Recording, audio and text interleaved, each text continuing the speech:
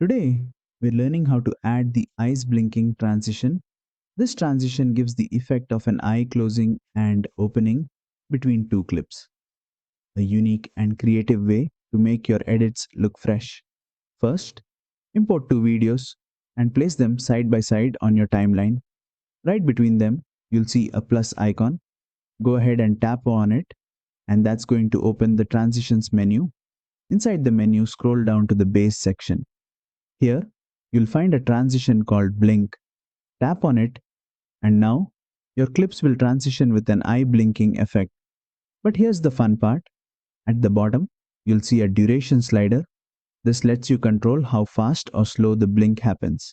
If you slide it to the left, the transition is quick, like a fast blink.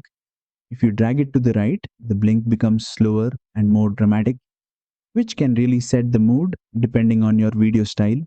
The blink transition works great in creative edits.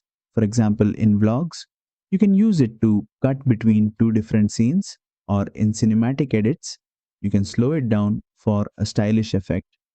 And that's it. You've just learned how to add and customize the eyes blinking transition in VN Video Editor. Play around with the duration until you find the perfect timing for your project.